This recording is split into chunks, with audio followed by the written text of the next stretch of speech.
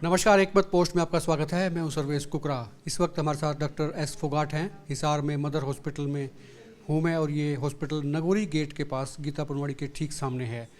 आज का विषय बेहद ज़रूरी है, जिसके विषय के बारे में लोग बात करने से सकुचाते हैं, संकोच करते हैं।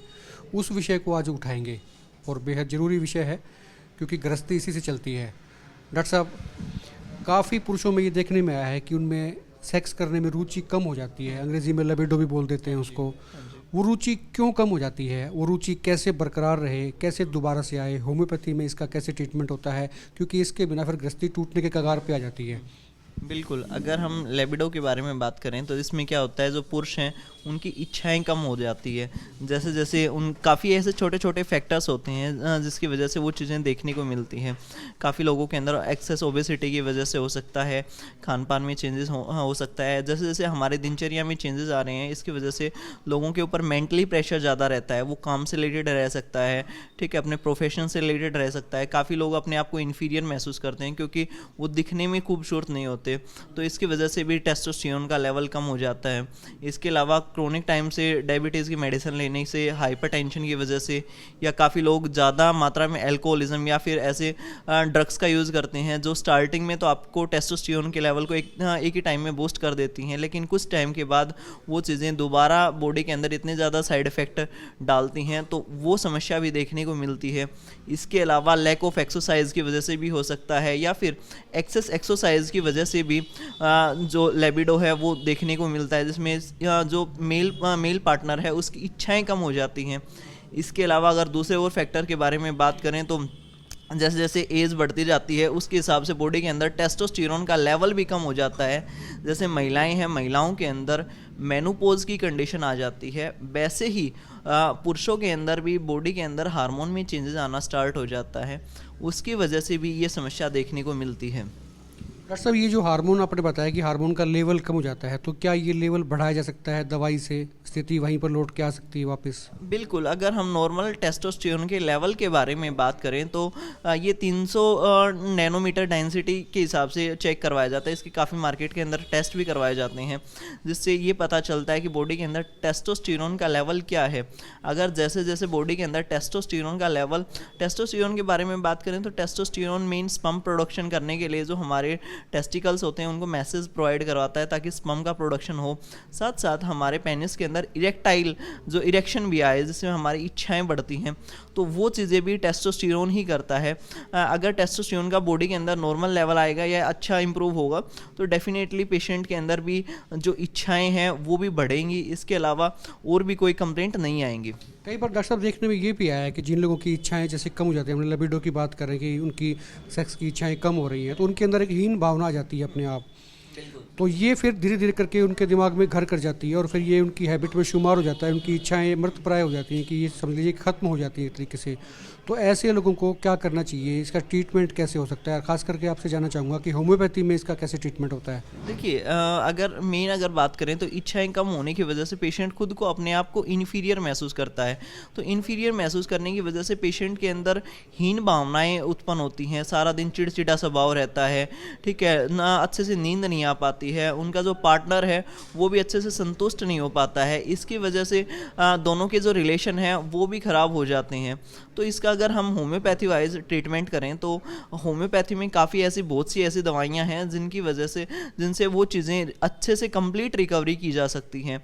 अगर मार्केट में बात करें तो मार्केट के अंदर बहुत से ऐसे लोग बैठे हैं जो सेक्स पावर को बूस्ट करने के लिए काफ़ी ऐसी मेडिसिन देते हैं, लेकिन उसमें हैवी स्टीरॉयड होते हैं। जो आप उस टाइम लेते हो तो आपका टेस्टोस्टेरोन का लेवल एक टाइम में तो बूस्ट हो जाता है, लेकिन कुछ टाइम के बाद वही चीज़ें आपकी बॉडी के ऊपर दुगना साइड इफ़ेक्ट डालती हैं, जिसमें आगे चल के पेशेंट को और भी साइड इफ़ेक्ट के साथ साथ और भी ऐसे कॉम्प्लिकेशन देखने को मिलती हैं, जैसे हार्ट से रिलेटेड प्रॉब्लम आ सकती है, या फिर और भी कंप्लेंट हैं जैसे अगर हम मेंटली स्ट्रेस रहना स्टार्ट हो जाता है, पेशेंट को नींद नहीं आ पाती है।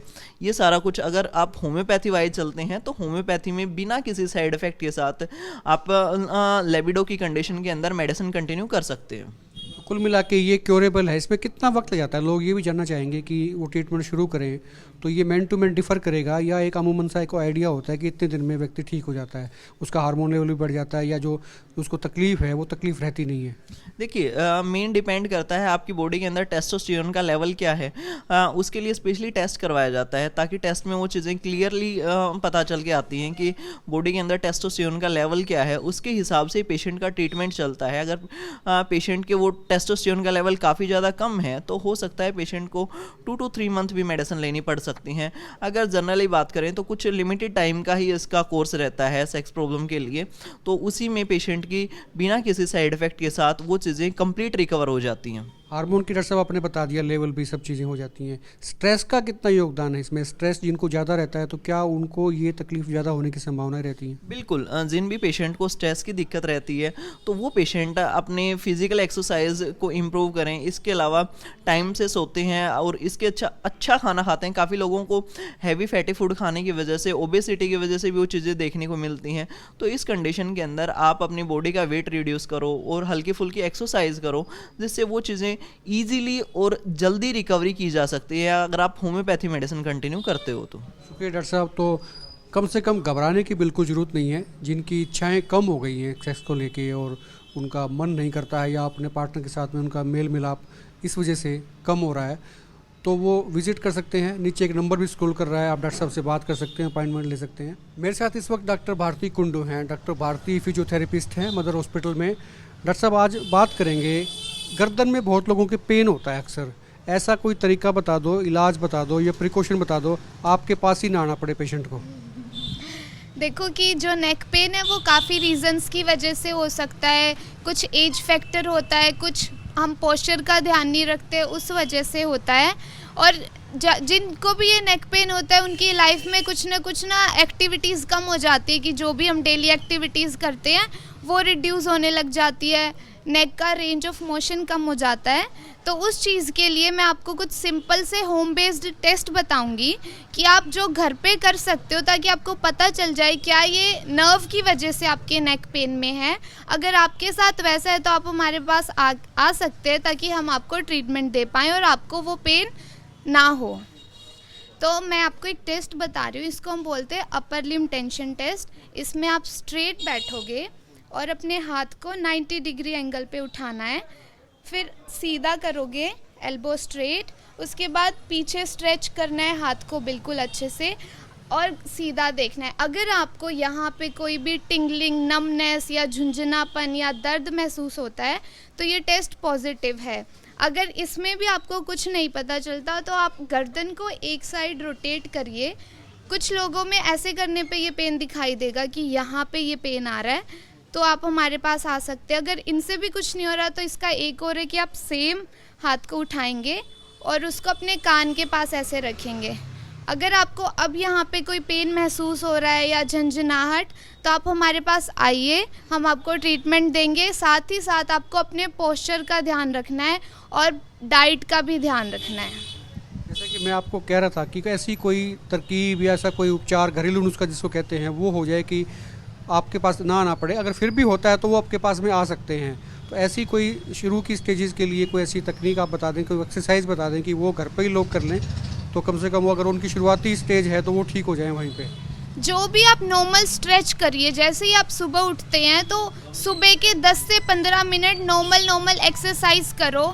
इसके लिए हम नॉर्मल ये सारी मूवमेंट्स कर सकते हैं कि आप अपने गर्दन को दोनों तरफ स्ट्रेच कर रहे हो, फिर इसको 45 डिग्री एंगल पे टिल्ट करके स्ट्रेच कर रहे हो दोनों तरफ, ऐसे ही आप पीछे कर रहे हो, साथ में आप ये करके ये कर सकते हो। तो ये छोटे छोटे स्ट्रेचेस होते हैं, बट इनसे आपका पेन कम हो जाएगा और ज़रूरत ही नहीं पड़ेगी उस लेवल पे कि आपको पेन शुरू होगा, अगर आप ये रूटीन में लेके आ रहे हो तो। कुछ लोगों को लगता है कि सर्वाइकल से भी ऐसे पेन होता है, तो इसमें डिफरेंस क्या रहता है? वो कैसे डिफरेंशिएट कर सकते हैं कि भी सर्वाइकल का नहीं है, ये एक नॉर्मल पेन है, या फिर ये सर्वाइकल का पेन है?